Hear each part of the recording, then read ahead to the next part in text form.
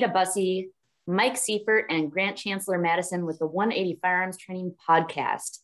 Today, we are going to talk about how after a match to unfunk yourself. Mike, you want to talk about our sponsor a little bit? Yeah, no. So if you guys are in the market for a PCC, our new sponsor, DaVinci Machining, it's the most reliable PCC on the market, the DG9. Check them out. Yeah, give them a call. Thank you. All right. So unfunk yourself. After you set your expectations for a match, how you want to perform, and maybe those expectations don't get met, it's easy to spiral downward into a funk because shooters typically are really, really good at holding themselves accountable, almost too much. And it can be pretty upsetting, depressing. You're just embarrassed, disappointed. So how do you deal with that? How do you move forward? So first thing you do is— I'd like to start on that. I mean, how do you move forward? I mean, look, you hold yourself accountable. You should have expectations going into the match, but I mean, it doesn't always work out the way you want. I mean, sometimes I feel like when I first started, you kind of live and die by your last match. But I'm starting to get to the point where a match is just a match, and it doesn't mean necessarily that your shooting game is terrible if you had a bad day or a bad couple of days in my case. So it's something, it's more or less what your expectations are going in. And then, I feel like you don't win as much as you lose. So if you get used to it, in a way, I don't know, I feel like I'm not super depressed about things when they go wrong. I mean, maybe right after the match is over, I might be a little bit depressed about if I look at the scores or something like that, and I see that I didn't do as well as I wanted to, but I always just tell myself that I've done well at other matches before. And I know that, sometimes you just have an off day. So you kind of just got to tell yourself that it is what it is. And don't, if you're a better shooter than what you performed at the match. I mean, I feel like a lot of it is an ego thing too, where you might, you might think people think differently of you, but if you got to be confident in your own game and say that it doesn't really matter what other people think. And, you just kind of— I think a big part of that too is the self-doubt, the questioning of your own abilities that happens after a lack of success in your eyes. So when you start questioning your abilities, the best thing you can do is look back to where you started. Look at how far you've come. Look at what you've been able to do consistently rather than just a bad match here and there. How far have you come in the last year? Right. And that's where if you take match videos, you can really see that, you can see your progression. I actually was before we started this podcast, I was watching my YouTube of the first videos I posted from Area 8 a couple of years ago, and I'm much better now than I was then. And, you gotta kind of stay positive, because if you get too down on yourself, then it's going to be, it's going to be hard for you to kind of break out of that after a bad match. Whereas you want to kind of turn your bad match into well, what can I do better and what can I work on and make it a positive versus just being depressed about it. So yeah. What do you think, Grant? Well, it's always this learning thing, I guess. You do need to find all the positives, even how minor they may be. Just gotta keep your chin up. Don't on the way home from the match, don't think I'm going to drive head first into this truck because it was such a bad match. Don't do that. Basically, I'd need to just echo what you guys said. Well, does your after your match have to do with anything with how you set your expectations before the match? If you if you tell yourself you're going to win it and then you don't win it, are you depressed, or do you try to set realistic expectations for yourself, or what is? Of course, you want to win every match, don't you? We're all competitors. You're not there to win. Why are you there? I agree with that. So if you don't meet your expectations, your expectation is to win. So if you don't get there, then okay, how do I get there? Right. Well, I mean, so if you just started shooting, let's say you just started shooting carry optics or something like that, and you went to carry optics nationals, would you expect to win carry optics nationals, or would you try to set that bar a little bit lower for yourself? Yeah. All right. So this year for me, my goal with PCC nationals was to make a top 10. And now I definitely did not achieve that. But I wasn't telling myself I was going to shoot for first necessarily. I was just, because to me, a top 10 was going to be progress from last year. And so I'm always looking to get better and to, see if I can get higher and higher every year. But obviously I did not make it, but I didn't tell myself I was going in there to win, because to me, that would put too much pressure on myself. Well, Mike, you have to keep in mind too that the pool of shooters in America is a little bit different than in South Africa. Yeah, that's true. I mean, Max and Josh and all these guys, like I wasn't, I don't know if I'm at their level quite yet. One day I would hope to be, but I just, my goal is always to get as close to those guys as I can without making a fool of myself, I guess. But you're a PCC Grandmaster as well. Yeah. So you can't do the whole let's win masterclass or something. Okay, time out though. So like this is a problem. This is a problem I have with people. Like just because the letters next to your name might say GM or might say A or M, or I don't really think that matters, because there's a lot of people that get classified based on classifiers, not necessarily match bumps. And sometimes people get really nervous when it comes to classifiers, and an A-class PCC shooter doesn't necessarily mean he can't shoot a match. I give everybody, I don't care what the letters next to your name are, I give everybody the same respect and the same, anybody can have a great day. No, I'm just saying in terms of winning some other class or some other division, you can't do that. No, so no. The way I see it is, the way I understand it is, as a GM PCC shooter, if you shot a handgun, you'd be GM immediately, wouldn't it? I'd be a master. So you drop one level. Master. So if I wanted to shoot limited at nationals, I'd be a master limited shooter, which I don't necessarily understand. Yeah, so that happened. that happened in IPSC here. So I never shot a production match, and I'm immediately A class because I'm A class in standard. So I couldn't win C class either. So couldn't even get that easy gold medal. The C class would. Yeah, I don't know. So when I made GM, it was funny because I was striving to make GM with PCC since I started. And as soon as I did, the match director that I did it at the match, he's like, well, have fun competing against the pros. And it was like, I never really thought about it that way up until you just said that. Like now, when you get to that level, like the only way that you're going to get a trophy or win is if you beat the best in the country, or the best at the match that's there. Yeah. And shouldn't that be the goal anyway? It should be the goal. And I agree with that. The goal. Yeah. And that's for something that, I do see some people, and not necessarily in PCC only, but I do see some people, like personally I'm not going to drop any names, but I have seen people purposely throw classifiers in order to stay in their class before a big match because they don't want to move up. And I'm like, well, to me, wouldn't you want to be the worst GM rather than the best M? To me, that's, I don't know, like you're just moving yourself up. And even though if you don't feel like you can compete with the next level, like if you make it, I feel like that you should be kind of proud of that accomplishment. But, I don't what do you think, Grant? I mean, would you sandbag any classifiers to stay in a lower class? No, I'm too competitive to do that. I'm going to shoot the match as competitively as possible. I'm not going to, I get out a calculator how to win the stage, not a calculator on how to throw it just enough so I can stay behind. All right. Speaking of calculating stages to stay ahead, do you look at your scores during the match? Okay, so I didn't look at my scores, and then when I arrived there on day 3, so we recently shot the Africa Area Championships with it, which is an IPSC level 4 match. So to put in perspective, the nationals is level 3, the world shoot is level 5.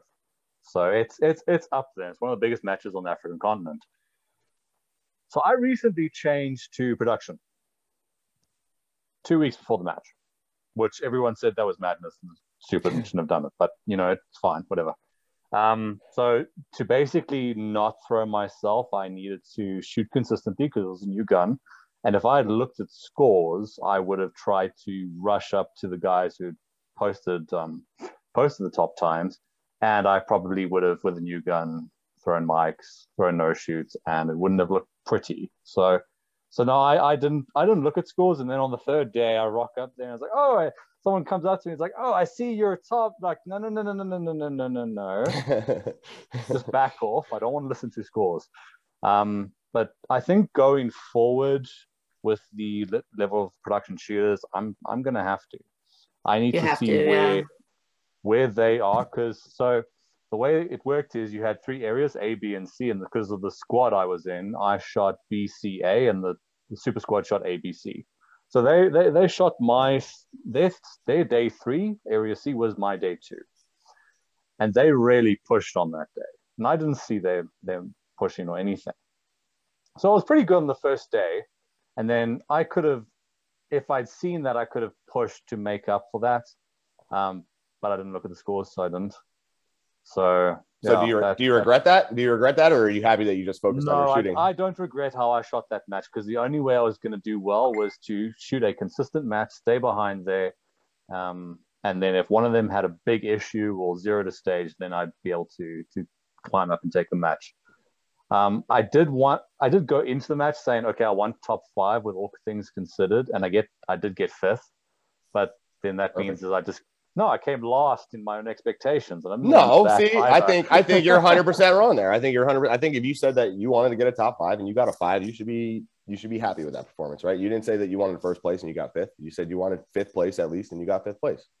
I would say that you met your expectations for shooting a new gun 2 weeks before the match. I'd say that you did pretty good. You know, if I was you, I'd be pretty happy with that. I'd gladly trade places with you on my 5th or my 39th and your 5th if you would like. But yeah, I mean, you know, it is what it is. So, Keita, so what do you think about that? So do you think that looking at scores is something that's helpful during a match?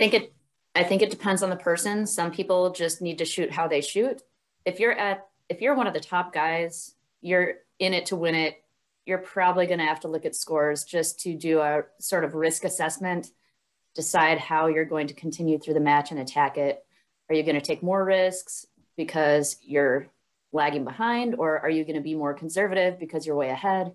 I think it is important to keep track of the scores. However, in Grant's situation, just switching platforms, not having access to the gun to train with, I think it was really mitigating risk by just shooting consistently and not looking at scores. That makes sense to me. And what do you think about live scoring now? So I feel like live scoring is a relatively new thing here in the States, right? So like, does that people, I guess, like if you were going to look at scores previously to live scoring, it would be like you'd have to look at what somebody did from the day before after they posted for the match. But now with the advent of live scoring, you know, you can literally see stage by stage what people are doing. And like, I feel like that's, you know, right. I feel like that's great. I love looking at scores because I feel like it, you know, if you can do the math and do the calculations, you can kind of see like if you need to push it or if you need to kind of settle out or like in Virginia State, I had known going into my last stage that I could have had 3 mics and a no shoot, and I still would have taken second. So like there was no pressure going into that, but there was also no way I was going to take first. But so like looking at scores could be a good thing. And I know, but I do know a lot of people that say I don't look at scores because it gets them really nervous. And for me, like it's like, individualized. Yeah, but like looking at scores, like I have you like shooting PCC especially, and not necessarily anymore because people have figured it out. But people used to miss your times a lot, or they would turn the sensitivity up on the timers a lot, and they would catch shots from the other bay. So part of the reason I look at scores is just to see generally what like I know I'm one of the faster people, so I generally look at all of the top times and say, okay, everyone's running around 14, 15 seconds, you know, so that way at the end of it, if the guy says, oh, you know, 22.71, like, whoa, like something's not right here. So I feel like looking at scores, you can kind of save yourself from situations. And if you're not, I find it interesting that people get nervous looking at other people's scores. Like, oh my God, now I'm first. I'm almost first. I got to like keep it going. Like you got to shoot your match. And maybe that comes with some experience or something, but yeah, it's compartmentalization. It's very difficult to do. So you have another thing that's difficult is if you know you really have to push, how much do you push by? And that takes a lot of experience to figure out, or how much do I dial it back by without it being too much? So you got to ride the line, you know, you got to flirt with that right. line of being too heavy and not enough. So yeah, that's interesting. So when you're done with your match, the first thing you're going to do is look at the scores. So what are you guys looking for in analyzing your match performance when you look at scores? Did I win? First, did I win? Second, what place did I actually get? Yes, that's exactly it. So what what I would usually do is when I fired the last round on the last stage and upload my scores, then I'd actually take the phone out with practice score or whatever it was, and then actually look at the scores and see, okay, well, where am I sitting? Because on towards the end of day 3, it's like I really want to look at scores and I really want to know what's happening. So that's basically what I do. And then it's kind of like, okay, well, who's the top guys, who's there, and where am I going to place? And judging by this last stage or the last couple stages, what is that going to look like? So that's basically what my routine was up until this point. I'm assuming, Mike, you look at the scores after every stage, right? Yeah, well, I mean, yeah, I do. But at the end of the match, I'm looking at scores to see like what was my raw times compared to the top guys. I want to see if I'm moving around the stage because usually it has something to do with your stage planning. So if your time is completely different from them, they probably ran a different plan than you. So if your times are pretty similar, then I feel like my planning was good. So I can take that. Then obviously you're looking at hits. You want to, you know, for me, I have a lot of alphas and I have a lot of Charlies, I should say, and then too many deltas. But I'd like to get my alpha count up a little bit. But then, you know, comparing times and then comparing like what the hits were on certain stages, you know, I know how it personally felt to me when I shot the stage, but like I just to see what everybody else was doing and like, you know, especially this year at PCC Nationals, I had a lot of mics. I had like one mic per stage almost, and it's amazing what that did to my hit factors to drop that down so much that I wasn't even in the top 10. But I mean, if there was a stage that I had that was with no mics, I mean, I was right up there. So you know, I kind of, you analyze stuff like that to say, like, I think I need to back it off a little bit. And then, again, I have a hard time telling myself I need to slow down, but like something that I need to do. You don't need to back off the speed. You just need to see more, see sooner. See it sooner. Yeah. Well, yeah. And a lot of that I think has to do with my PCZ positioning, which I may have fixed. I watched a YouTube video on that, but yeah, I mean, I'm looking at scores just to analyze like what I'm doing and compare myself to everybody else and just seeing like, you know, generally what they're doing, what my percent of points are at the end of the day, you know, and I'm finding that this year, my points have been kind of down. I'm in the 80s a lot this year. And a lot of the guys that are winning are in the 90s.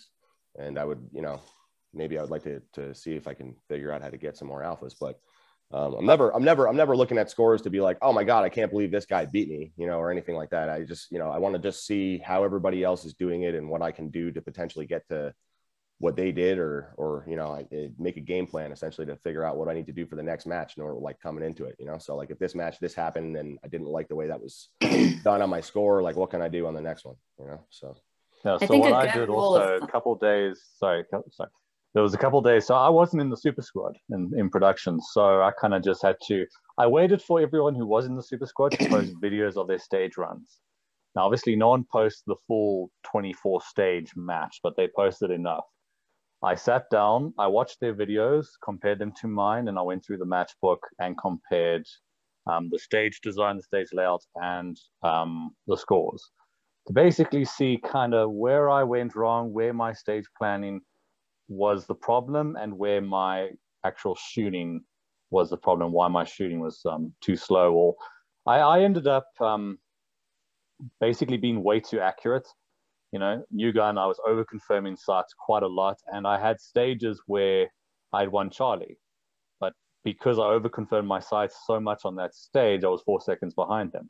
And they threw Charlies and Deltas, and obviously points divided by time hit factor, they took me by like a couple % on stages like that. So my plan forward is to basically fall off the wagon on the other end, find out where that line is. Get a little wild, go a little crazy fast. Yeah, I'm actually going to go full mic on some of the stages. There you go. It's fun. I promise you it's fun. No, because everyone's going to look at like, okay, well, clearly this is not working for Grant because he's got like 5 mics on the stage. It's like, no, I want to completely find out where the failure point is and then be able to dial it back from there, because I have 5 weeks until the nationals here, and I want to do well in that. Yeah. Hey, so something you said interesting in the beginning of that, you said you see some people post videos online. Do you ever post videos online of like, if you're shooting on like a Saturday and then other people have to come in on a Sunday, do you post your match? No, because they can figure out their own stage. Right. I agree. And I appreciate all the people that do that, you know, like yeah, it is nice to see especially that. Especially with activator sequences. Right. Yeah. Yes. Like I would not be doing that as a competitor. I would not post my videos until the match was over, but I posted one of the videos, it was a 1-shot per target video where you couldn't actually do anything. I posted that one during the match just because I had a whole lot of fun on that. So that was kind of the thing. And I'm kind of like, no, I'm there, you know, guys, come challenge. Come chase me. Like, come chase me, Super Squad, because they were shooting that on the last day. But other than that, no, you figure out your own stage plan once you can watch my video later, and that's how you do this. I agree with that. All right. So when you're analyzing scores after the match to see how you did, typically a good rule of thumb is you want to shoot 90 to 95% of available points. Now that doesn't mean 90 to 95% alphas. It's available points. So if it's 100-point stage, so 10 paper targets, you shoot 15 alphas, that means you can have 5 Charlies and you're still hitting your 90%. So you're talking about, so you're not talking about percentage as far as like what the top guy did and you want to be within 10% of that. You're talking about no. So of available points. Of available. So there are 100, well, let's say in nationals, there are 2,000 points available. You want to be shooting. If you win every stage, that's what Keita's referring to. You'd want to be shooting 90 to 95% of the available points. So if there are 2,000 available points, let's see, that would be 1,800 points to be at 90% of available points. That's a lot of alphas. And like Grant was saying before, like I feel like if you're going to hit all the alphas slow, then it doesn't do anything for you at the end of the day, because it is points divided by time. And sometimes that's where I go back to like sort of match strategy. Like under 12 seconds to me, every second under 12 on a 12-second stage is 8%, just, for your overall score. So I agree with you on the bigger stages, but sometimes I feel like I could almost take all Charlies and do it half as fast, or and do it half. This is over the course of the entire match. Yeah. So this isn't. When you start, it's also a good strategy to go into, because when you start throwing too many Charlies, too many deltas, then that 95% does not become attainable at all, and then you start dipping lower behind the guys who are shooting that and are shooting it quickly. And also, if you're going for alphas and you're going for them quickly, you're probably going to throw a Charlie or two on the road towards that, but it starts making that close Charlie just that alpha that you needed, type of thing. So you need to go for that goal. Well, if you're not dropping any points at all, if you're shooting 100% alphas, you're going to be too slow, obviously. Yeah. So you have to allow yourself, accept that you don't have to hit all alphas to win. As long as you want to be looking at points per second. And what I'm talking about is over the course of an entire match. I'm not talking about just one stage. And every match is going to have a little bit of a different mix. So it might be more points heavy. It might be more speed heavy. But the average points per second over an entire match, if you win it, is about 8.5 points per second. Yeah. And what do you mean when you mean points per second for the viewers? What is that? What are we talking about? That's your hit factor. Hit factor. Yeah. So the entire point of what we get scored on, hit factor, points divided by time. Right. So that's, yeah. And I don't know, like, again, I feel like if you see, to me, when you say that though, now your match strategy is coming in there for all alphas, or you're trying to hit a lot of alphas, or 90% of them at least. And I feel like that could potentially slow you down. That's why I take it on a stage per stage basis. That's what we were talking about in the last, me and you were kind of debating back and forth, Grant, in the last podcast, where you say you like to be consistent throughout. And I kind of like to change up my gears a little bit and say, like, I'm going to get my hits here, go for my speed. So I'm not talking about while you're shooting the match. I'm talking about analyzing your performance after the match. Oh, well, once I'm done shooting, I'm done shooting. My points are what they are. So I know you say I should shoot for all that. And I always try to hit all alphas as fast as I possibly can. It tells you where you're at with your consistency. So yeah. if let's say you got 5th place and you weren't very happy with that, and you shot 95% of the available points, then maybe you could have pushed the speed a little bit more and allowed yourself that extra 5% or so. Yeah. I don't know. Like you shoot limited though, Keita, right? So you shoot major. So I feel like I have. Yeah. I mean, like if I could have PCC major, I feel like, I'd be hit 90% all the time. I mean, Alpha Charlie's 90. That's great. So, but Alpha Charlie for a minor gun is 80 points or 8 points. So it's like, it's definitely different between minor and major. But everyone's shooting minor though. Well, yeah, PCC and CO. So everyone's in the same boat. It's not like like standard or limited where, if you're shooting minor against major guys, then yes, you're probably a little bit behind the curve. Yeah. So maybe that's another area that you can analyze, Keita. Like you don't necessarily want to compare yourself to a different, the different power factor. Like if you're shooting minor, you don't really want to compare yourself to the major guys or anything like that. Or... That's why when production is just, if I'm going to shoot minor, I'm going to shoot in the minor division. I'm not going to try and race against guys shooting major. Right. So you're trying to focus on your own match. Yeah. So a big thing about analyzing the scores after the match is looking for what is happening consistently, which is why I said you're looking at it over the course of the entire match, not necessarily just one stage. But what did you do consistently? Did you do something consistently well? I missed consistently. It was really good. Yeah, I gotta get the mic off of my shirt. I got mic on the front of my shirt. I feel like that's just bad juju for me. You're not looking for some fluky thing like you bombed one stage because some weird thing happened. Maybe your sights fell off your gun or whatever.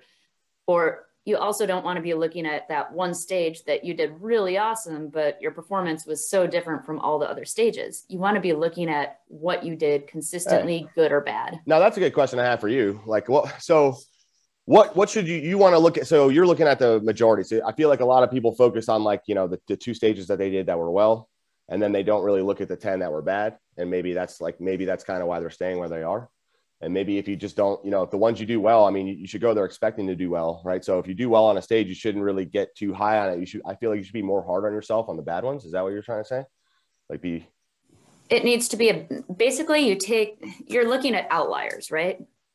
Take those outliers, throw them out, and look at the median. Okay. All right. Yeah, I'm pretty happy with my match and how consistently I shot it. I mean, looking at the scores, it was you know, lose 10 points to the winner on this stage. Next stage, gain 10 points, lose 5, gain 10, lose 5, lose 10, gain. And then it was on the day 3 when they pushed and I lost. I had stages where the outlier kind of was on the one stage where I shot where I kind of threw a mic no shoot. So that's fine. But the majority of my points, it was 110 points lost on day 3 when they pushed and I'd already shot that day and I obviously didn't. So that was basically where the match got lost. So that's kind of what I was analyzing in that. Other than that, I basically stayed within. I mean, I didn't win a single stage. I'm also kind of bummed about that. I wanted a stage win medal. Oh, you don't have to. You see, that's the thing though. To win the match, you don't have to win every stage. You just have to be really good at every stage. Yes, right. But also being 5th on every stage didn't help either. So, you know, if I was 5th on every stage, there's a balance there somewhere. I'd probably be in 1st. You know, so I guess again, that goes back to what Keita said about South Africa and the America. But like, I mean, if I took 5th at PCC Nats on every stage, I feel like I would have been way up there. Yeah, I don't know. I guess it depends on the length of the match. You know, if you have 24 stages, you can't, I don't know. Consistency matters more, I guess. But if there's a 12-stage match, maybe trying to take some more home runs. Like, what do you think about that, Keita? Like, you know, because like Nationals was 18 stages this year for me. Next year, they're thinking about it being 24 versus like you go to a regular level 2 and it's 12 or 11 or 10. So like, what would be your... The 3-day match here, most guys had like mediocre 2 days. And then on the 3rd day, everyone kind of put it into like 5th gear and really went for it. Everyone who won. So everyone pushed on the last day. So I think maybe there's something to do about that. Maybe there's. And do you think they looked at their scores and that's when they decided they needed to push, or do you think that they just said, "I'm going to push because it's the last day and let's just go for broke here"? I think the guys who looked at their scores started pushing, and to keep up, the guys who didn't look at their scores also kept pushing. So I think that's kind of what happened. And obviously they're all in the same squad, so they all kind of know what each one's doing. But one of the guys who won production optics, Dylan, he's taken Keita's class. He also looked at the scores and on day 3 decided, okay, well, I need to push. And he did. And he took the match quite handsomely. So I think there's something to push in on day 3, but this is like, we don't have a lot of 3-day matches here. This was the first one in quite a while, actually. So maybe there's something to it. I don't know, Keita, what do you think? Yeah, Keita, I got a question for you on that too. So like, you know, it's his 3rd day and he started pushing. So like, if I come out as a 3-day match and I come out my 3rd day and I'm pushing and I'm shooting really well, like, should I be down on myself that I didn't do that for the first 2 days, or like what should, you know, like it's a marathon. It's not a sprint. It's a marathon. So the goal going in is consistency. You're not trying to go 0-0. You're just trying to finish as clean as you can. But what about the first 2 days? What if you get to that 3rd day and you're crushing it and you're going fast? Now the first 2 days, you're like, I wish I did that the first 2. So you would say no. You would say you just come out, be consistent, and then if you have to push on the last day, push on the last day, or if you have to push towards the end of a match, push towards the end of a match. But at first, just kind of. Well, you need to know from your practice how much you can get away with pushing before the wheels fall off, right? You need to know where your lines are for yourself, and that's really individualized. You need to know that before you go to a match, and how do you find that under pressure? So yes, you can push a little bit. It's going to depend if you've got the first stage jitters, because it's a 3-day match. Hold on. Do you guys That's all not have yours first and stage jitters? back off. Do you not get first stage jitters, Keita? Do you not get first stage jitters? I get them every time. Gets first stage. I'm always a little does. nervous, you know, but I mean, as soon as that gun goes off, that's why, again, I wish we had like the IDPA bill drill for our first stage, because you could just get those first couple shots out of the way and everybody will be a little bit looser. But yeah. I always get those. Well, you'll also recognize scenarios where you know you can push. You'll see something and say, oh, I'm really good at this. I know I can push on this. Or you'll see something where maybe it's a new challenge you've never done before. Oh, I better dial it back a little bit. Or maybe you're going from a speed, 2 stages on one bay. Maybe you're going from a speed course to a points course, and you're all amped up from the speed course, jumping directly into a points heavy course. And now you got to dial it back a little bit and focus more on getting your hits. So it's kind of up and down the whole time, but it's based on your experience. Yeah, I agree. But then, like, after a match, like, how long does it take you to get over something, Grant? If something bad doesn't go your way. I don't know. How much whiskey is there? No. Look, I'm really happy with the way I shot the new gun, and it's nice when my main sponsor was pretty happy with me, because the timeline was on a bar from firing like 200 rounds at a static range. So Wednesday, basically looked at the gun. Thursday, I shot the indoor match, was like 40 rounds. Saturday, I shot a level 2 league shoot, so 140 rounds. Tuesday, I got to collect the gun. And then Tuesday, Wednesday, Thursday, dry fire. Wednesday, Thursday, I was shooting it on the range. And then Friday, I went and shot a major match with it. So the timeline was pretty compressed there. So I'm really happy with how I performed with the gun, considering that. I feel like you did really well for getting a new gun and barely shooting it. I mean, I'd be pumped if I was you, especially since you switched divisions. It was a totally different gun. It was completely from a 40 cal striker fired Glock 35 to a DASA shooting minor Beretta. It was quite a fundamental shift. I saw your gun. That Beretta definitely looks nice. That's a nice looking gun you got there, man. Metal guns just look good on photos. So there's only one medal there, but the gun kind of steals the show. So at least no one notices. But yeah, I'm pretty happy with, especially on the last 2 stages. So everyone was coming up to me talking about how high I was in the match, even though I tried to distance myself from that. The jitters on the last 2 stages, like, you can't see it on the video, but like physically and internally, I'm shaking, and I'm really happy with how I was able to perform under that kind of pressure that I put myself under. And the last stage was actually really, really good. I got close to winning it. I didn't, but I got close. So I'm happy with that. I'm happy with that. So I'm getting over it, and talking with other shooters and talking with my sponsors, and that has helped, and they've given me kudos, and let's go to the next one. I could say the same thing about Da Vinci and the fact that they sponsor me. They've been super supportive. When we went to Aruba, I was extremely disappointed in myself that I feel like I let them down. And even when we went to nationals, I feel like I let them down. And Dave is he's a great guy, and he really is keeping my head up and keeping me focused and getting ready for next year, and just trying to keep me positive and moving on. So as long as the sponsors are happy with me and where I am, that's fine. As long as I don't get but why didn't you win? Then that's not so. Yeah, well, I don't know. What do you find with your sponsorship? Are they more about winning, or are they more about representing the sport and the company and yourself in a good manner? To me, that's what representing the brand, representing Beretta, and the capabilities of the gun is probably more important at the moment. The capability of the gun. So if you're representing the capability of the gun, they want you to win then. But look, I mean, at the end of the day, you took a 5th place, Grant, and you were going there for 5th. So I'd say that I think that you should be pumped about that. I think you did a great job. I agree. Let's talk about the 5 things you can do to unfunk yourself. That's what this episode is about. So one thing I've seen a lot of the top shooters do in the US, at least, is when they're not happy with their finish, where most people would take a break after nationals for 2 weeks or something like that, they go to the range. They saw somebody else do something that challenged them, and they want to figure it out.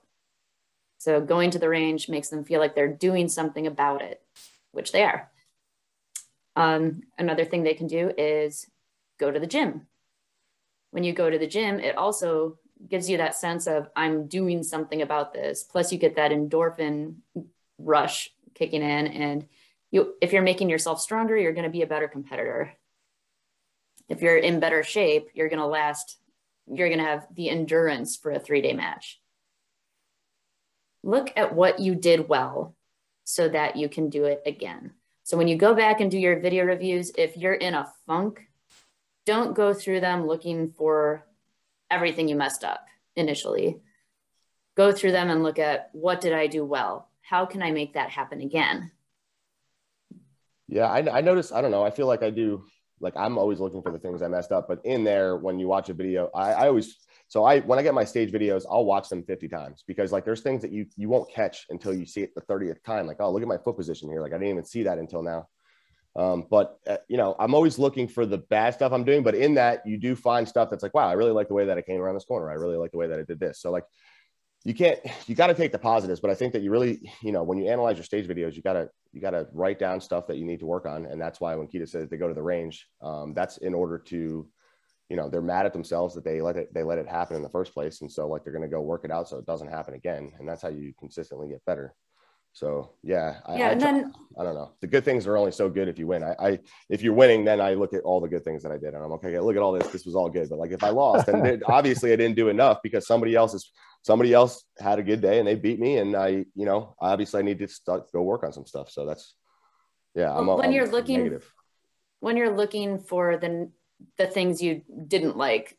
Again, you're looking for consistency. What do you see happening on every single stage or close to it that you can work on to be better and make a plan for it? You're not looking at it to bash yourself. You're looking at it to make a plan. I flog myself. Yeah, that's the problem. And that's why you also need to give yourself credit for what you did well and replicate those things. Yeah. And then acknowledging your worthy adversary is the last thing I would say. So you're not competing against a bunch of little babies with squirt guns. You are competing against reputable shooters who are competent, and you need to give credit where credit's due. Somebody else had a better day than you. If you say, I let myself down, or I was competing against myself and failed, then you're taking away from that person's win. And if you're taking away from their win, then you're saying they're not a worthy adversary for you. What do you think, Grant? No, everyone in production is pretty much, they're up there. They're not going to be a walkover. Going to have to really work at trying to beat those guys. So yeah, I sat there, just basically didn't look at everything I did wrong. I did look at a few of the things that I did right. Definitely what was on my mind was, where does the skill with the gun stop and my skill as a shooter start type thing? Where's that line there? Where's the familiarity with the gun that I'm lacking that cost me basically on this stage? So that's basically what I was really looking for. And it was there, but it's not as big as probably I thought it would be. Yeah, I don't know. I could say like as a competitor, it's always hard that first day to give anybody credit, because you like Grant said, you like to win, right? But like, as you get over the fact that you didn't perform the way you wanted to, it's all your fault, right? You can't take away from the guy that actually did win and prepared and got there. And no, the guy that won, Shane. So I've won a nationals. I won standard nationals. The guy that won has been shooting a lot longer than me and actually never won until this time. So you know what? He deserved this win, and I want everyone to feel that feeling. How do you think finally win? How do you think he felt? How do you think he felt since he was shooting that gun all the time and you won production nationals? How do you think he felt when you won? Do you think he was like, "Who the hell is this kid?" Or like, "What? Like, how does he beat me?" Or like, do you think that he was like, "This kid's a great shooter"? Standard. He was always in production though. All right, but like, do you think he deserved it, or do you think other? No, he did. He worked damn hard at it. So some of the 2-day matches, he was practicing the day before on the range, and then shooting the match on the Sunday. So he worked hard at it, and he deserved it. He really did. I would have liked to come second, right? By 99% of them. Well, because to me, you don't get lucky over an 18-stage match. You don't get lucky 18 stages in a row. So like the guy's got to be doing something right, or the girl has to be doing something right? So like it's not something that you did terrible and that's the only reason that they won. I mean, you gotta kind of have a little bit of accountability there and say, okay, maybe I'm not as great as I thought I was, and I need to start working on some stuff here. And just make it help it to push you along further, And that's how the entire game keeps going up and up and up and up, right? I mean, like, you know, like I'm now pushing for a couple PCC guys that are around me that have been faster than me at the last couple of matches or have shot better than me at the last couple of matches. And that's what's going to, you know, I feel like break me out of where I'm at and get me to the next plateau. So as far as unfunking myself from that, I look at it as a learning opportunity, or, you know, to see what I need to do to get better, you know? So like, you need to fail to succeed. Right. And it's not always going to be a bed of roses. It's going to be challenging. And if it wasn't, why would we do it? Right. Exactly. It'd be boring. Yeah, it wouldn't be that fun if it was very easy. Then something's wrong. If you walk into a match not shooting a gun and you win it by 10%, then there's something wrong with your competitors. You need to move or something to get a better. I mean, you know, you got like Leah Grant. I mean, Leah Grant is a really, really good shooter. I wonder what he feels every time he goes in and dominates a match. Like, I don't know if he's I can't imagine that's boring. It's got to be really awesome to go to every match you go to and just dominate, you know. like I feel like that's probably a great feeling. But if you dominate every single match, doesn't it? If you eventually do lose, someone eventually beats you, maybe the loss would be more devastating. No, absolutely not. I feel like if you're used to winning and then you lose, it's going to be devastating in a way that's like, I'll never let that happen again. And it's going to push you to get better. Because like, if you're so used to winning and then all of a sudden out of the blue, you're losing now. It's like, wait a minute. What is going on? I would never be like, oh man, now all of a sudden I'm losing. Let me switch divisions. I'm just like, why am I not on top still? That would be the thing I'm asking myself, you know? I don't know. Well, another thing with giving credit where credit is due is, you know, when something goes sideways during your match and someone comes up to you and you got 5th place where you won a different year, they come up to you and they say, hey, what happened? Most guys will not say anything. Have you seen this happen? I do this, you know. Some people ask me, like, oh, what happened at that match? Like, no, I don't really have any excuses other than the fact that I just wasn't prepared enough. So there's nobody to blame but yourself, you know. So, I mean, it's not. The problem is if you say, oh, I got shot in the ankle, then that takes away from the person who won. That was legitimate, though. That was definitely not. I mean, it tore muscle. Okay. Right. I mean, look, if you roll your ankle or you break your ankle or something in the middle of a match, I mean, yeah, that's a legitimate excuse. I mean, I feel like you need to complete a match, or, you know, like if you get DQ'd, I'd say that you're still in it. But like, as long as something like that doesn't happen, where you're getting physically hurt, you know, like, then there's no excuse. Like, to me though, Keita, at that, with your scenario with your ankle, like, I mean, if you get seriously injured and you were crushing a match, like, you know, that is, as a competitor, that's always going to leave you wondering, like, well, what if I didn't get hurt? And I don't know if there's any way that you can ever get over that. But I mean, if you finish an 18-stage match and you got no injuries and you just didn't do well, I mean, there's really no excuses. It's just, you got to really. Or even if you had something happen that was outside your control, you don't say that, because that takes away from the person who mitigated that risk in some way. Like a hurricane on the day you shot and they shot in sunny weather, like that kind of thing. Well, yeah. I mean, that would be a good example. I mean, everyone's going to know it, but you're not going to make excuses and take away from their win. Right. Or equipment, like catastrophic equipment malfunctions that just happened in a match. Exactly. Because honestly, that is your fault for not doing your proper match prep. So then you have to take ownership of that. And maybe they did their proper equipment checks and you didn't. Right. Yeah, and that's something that happened to me at Nationals. I am definitely going to be making a pre-match checklist now on, and I will be going down the list and just saying, you know, this is tight, this is this, this is this, this is this, just so Sharpie and mark everything. Yeah. Witness marks. Just so something like that doesn't happen. And again, though, it has nothing to do, you know, it has, like, you know, Max got a great match, and but I'm mad at myself with that, and I won't ever let that happen again. So that's a learning experience for me. And that's where a couple of podcasts ago I said, when you go to majors, I feel like you always learn something, right? So like I learned a pretty big lesson that day, and it is what it is. I'm going to do better next time, you know? And it's only going to happen in a match. My gun ran perfectly, and I'm really happy with that, because basically it was an untested gun. I had to leave it stock. I couldn't tune it with the recoil spring or anything, because I just didn't know if it was actually going to run reliably.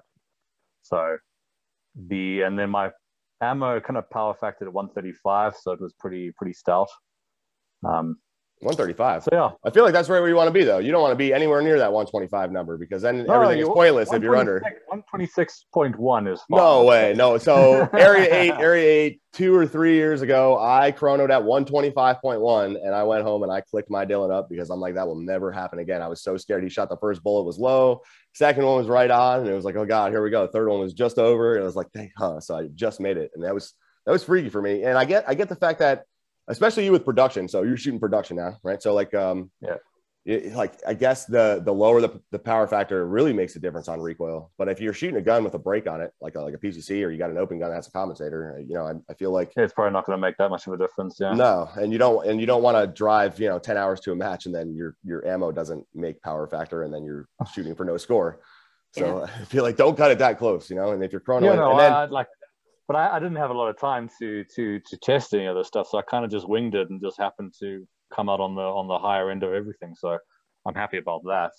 But yeah, it's definitely, I want to try a heavier bullet and all of that and tune the gun and that. So now I have time to do that. I think 147s is the way to go with this gun. So yeah, but now that's gonna be the plan going forward. Yeah. So did you guys make plans? What plans did you make to move forward from here?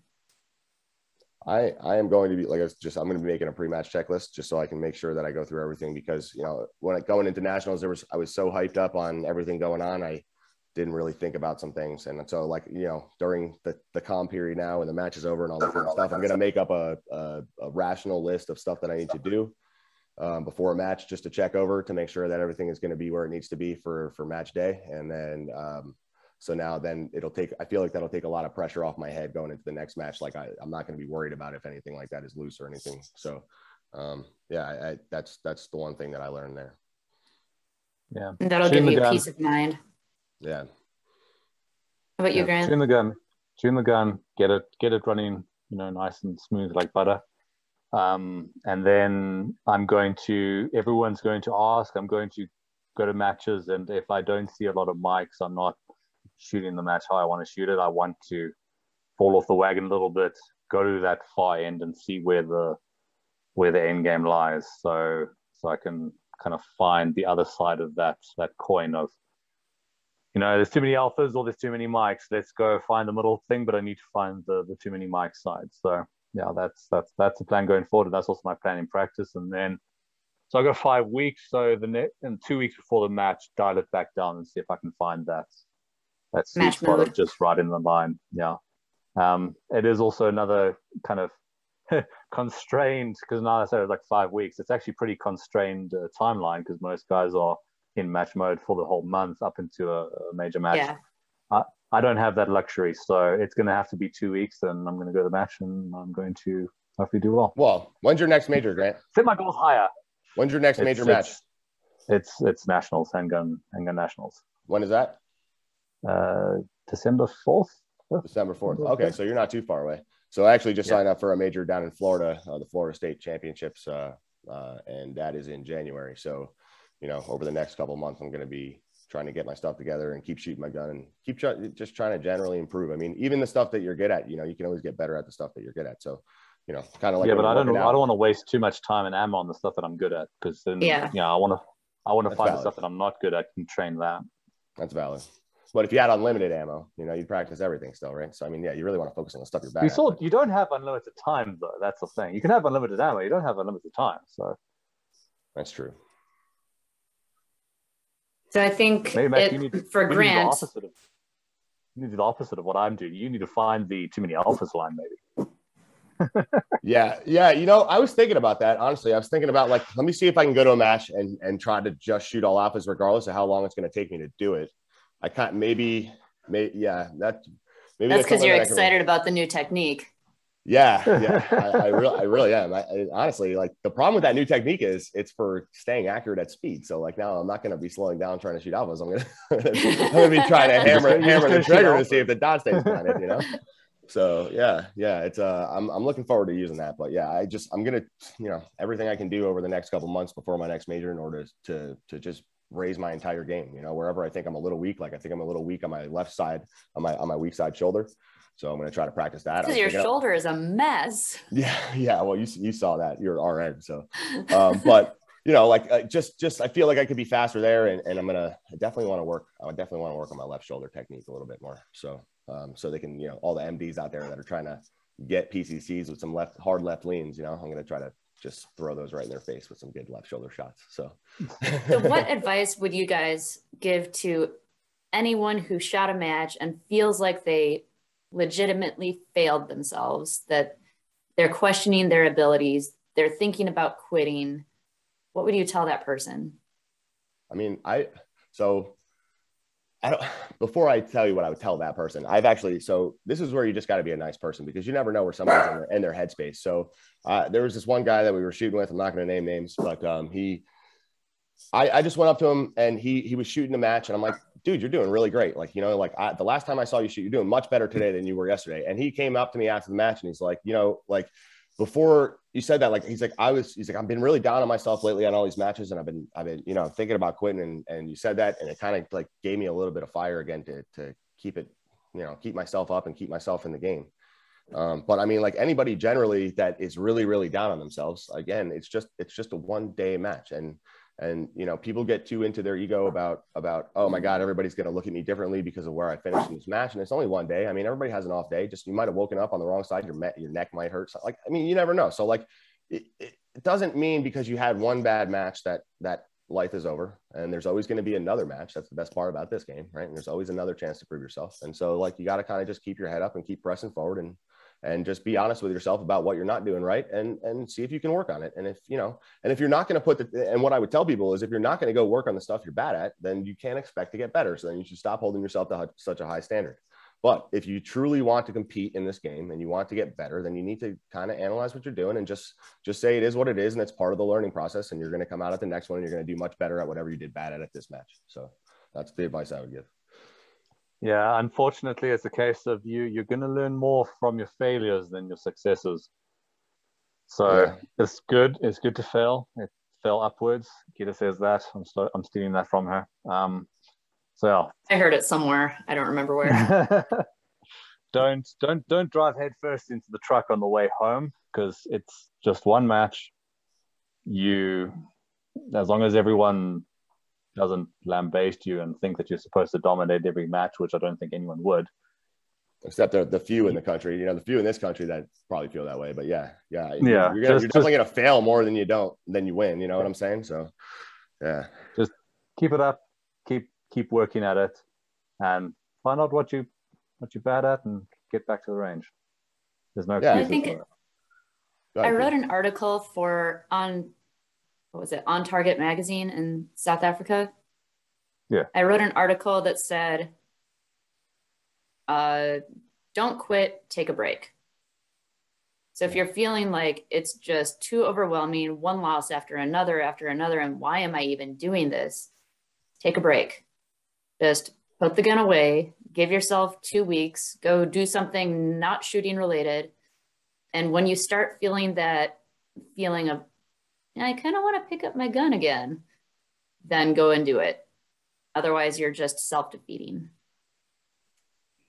Yeah, I guess. That goes back to where yeah, exactly. That goes back to where the pros are going on the range after a bad match, and you're going to go, like I would go play golf or something like that. But yeah, I don't know if I necessarily agree with that. If you're at the point where you're feeling like, you know, you're traveling around, you're spending all this money, and you're not getting the results that you want to finish the way you want, and you feel like it's not fun to you anymore, then maybe I guess maybe you need an extended break, not just a 2-week break, but maybe like take a year off, you know, and come back to it. Because if you're truly hating your life, I mean, the entire point we all got into this game is that it's super fun and you should be out there enjoying yourself. So if you're not enjoying yourself anymore and you've lost the sense of direction of this is supposed to be fun, then exactly. Maybe I think it's also a case of how you feel. If you feel like absolutely defeated and you can't think of anything else, then okay, I'll take a break. But this is lit such a fire under me that I want to be on the range almost every day.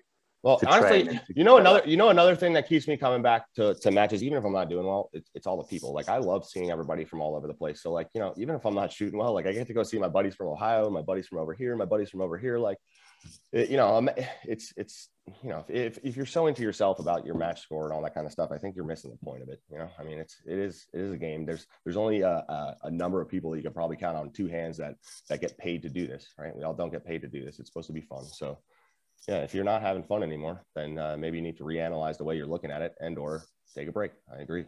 Yeah, and it is cliche, but after you've devastated yourself, you can tell yourself it's just a game. Right. Now, I went down to nationals, and I'm not happy with my performance at all at nationals, but like I cannot wait to shoot my next major. I'm so pumped. Right. I'm shooting on Tuesday at a local. Like I can't wait to shoot on Tuesday at a local. I don't care. Like I just love shooting, you know. So like for me, the finish is what it is, and you always want to win. But I'm you know, it's more than winning sometimes, you know. So yeah, it's a competition, and you can't, that feeling of everyone's watching you on the last stage of the last match, or the last day of the 3-day match. You can't get that anywhere else. You just can't. Yeah. Don't care if they're watching me, you know, don't care how I'm doing. No, don't care. All I care is about how I feel about myself. You know, I don't care. I don't care what other people think about me. That excitement, that pent up energy of shooting the last match of the last day when everyone is watching you. You got someone recording you. You don't. I've never experienced that. I've been to the World Kendo Cup and that I've never experienced it elsewhere. So this is definitely unique. That's why I like shooting though, because when you're about to shoot a stage, if you got a million people behind you watching you, you're only facing you and the target's facing forward. So like once you lock into that make ready, you should not, everything else should just be cleared out. It's any other stage you've ever shot in your life, right? So like I can't see those people behind me when I'm running around. So they don't bother me at all. Yeah, like to me, I'm that's very easy for me to block out. Like if there's anybody like, oh hey, we'll watch you shoot the stage, like whatever, because like once the guy says make ready, I'm facing that way. I can't see any of you. So like I just kind of do my thing. So yeah, you shouldn't be nervous about that either. You know, and the only reason people are watching you is because you're doing something right. So if you're having a bad match and people are over there still watching what you're doing, I mean, that should give you a little bit of self-confidence to say like, obviously I'm doing something right. People are over here trying to video me about what I'm doing, and I might not be having a great day, but it's, you know, overall, like my shooting ability is still pretty high. So, you know, even though this match doesn't necessarily dictate that, I'm not, you know, and I'm over it. I'm ready to shoot the next one, you know, even if you win a match. Yeah. If any of our listeners have had a tough pill to swallow, you can always email me to 180firearmstraining@gmail.com. Thank you guys so much. This was a great show. I think it's going to help a lot of people get through this, knowing that they're not the only ones going through this. Right. Yeah. So yeah. Hey, thanks guys. It was nice talking to you guys, and we'll see you on the next one. Yeah, thanks guys. Like and subscribe. Thanks, Mike. Bye.